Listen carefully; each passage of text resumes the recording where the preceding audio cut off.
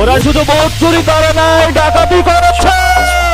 যেই বন্ডের উপরে আক্রমণ করা হয়েছে, পেটে লাথি মারা হয়েছে, বোরকা ধরে টান দেওয়া হয়েছে, গুলিবিদ্ধ করা হয়েছে, পা ভাঙা হয়েছে, প্রত্যেকটির হিসাব কড়ায় গন্ডায় আমরা ইঞ্জিনিয়ার তারেক রহমান থেকে বাংলাদেশে বুঝে নেব ইনশাআল্লাহ।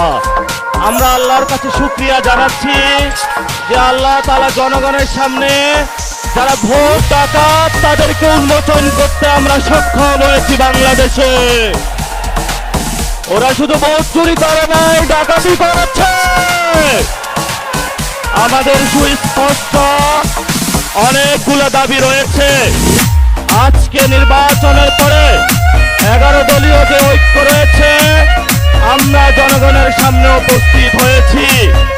আমরা প্রথমত বলতে চাই, পার্লামেন্টে যে ভোট ডাকাতরা গিয়েছে, জনগণের সামনে আমরা বিরোধী দল হিসেবে হাজির হয়েছি।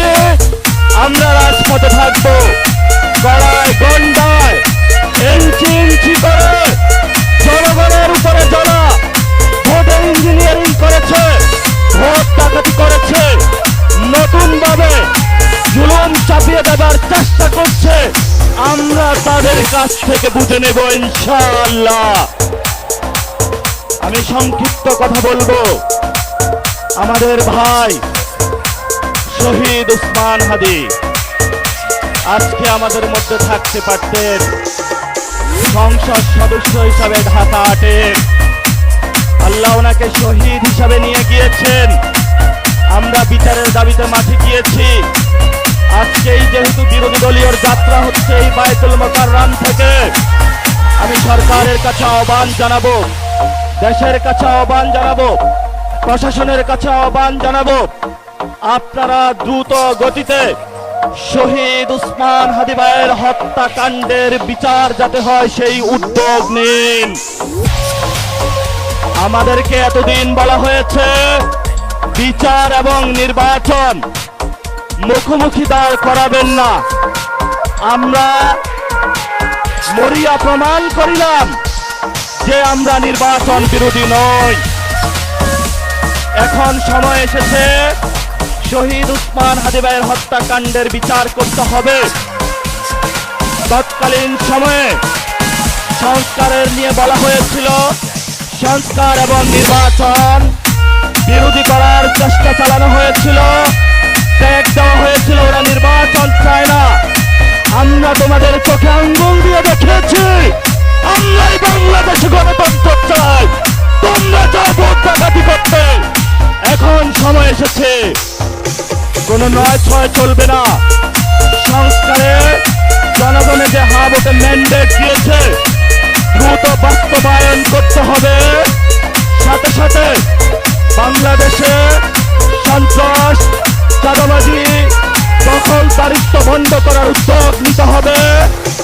এবং নির্বাচনের আগে আমরা এই বায়তুল মুকাররমে দাঁড়িয়ে একটি প্রটেস্ট করেছিলাম। ভোট ডাকাতির জন্য আমাদের জামাত ইসলামের এক ভাইকে খুন করা হয়েছিল। আমরা বলেছিলাম আমরা আবার আসবো, জীবন হয়ে আসবো, এসেছে জীবন হয়ে। আমাদের ভাইয়ের হত্যার বিচার বুঝে নিতে হবে। রাজপথ সংগ্রাম জারি রাখতে হবে। আমরা একমাত্র ভয় পাই কার কাছে? আল্লাহ ছাড়া আমরা কারো কাছে ভয় পাই না। হে মালিক, তুমি আমাদের রক্ষাকারী, তুমি আমাদের রিজিক দাতা। যারা এই বাংলাদেশে জনগণ 17 বছর অপেক্ষা করেছিল, আমাদের অধিকার ছিনিয়ে নিয়েছে, ডাকাতির মাধ্যমে ভাইদেরকে হত্যা করেছে। আসার মালিক তোমার মালিকের বিচারে আমরা বিচার রেখে গেলাম।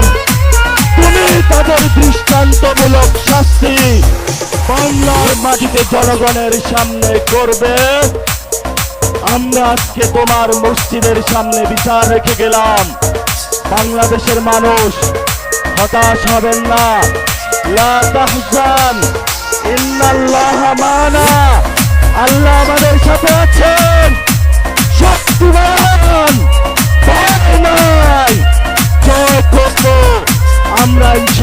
জীবন হয়ে পার্লামেন্টে যাব।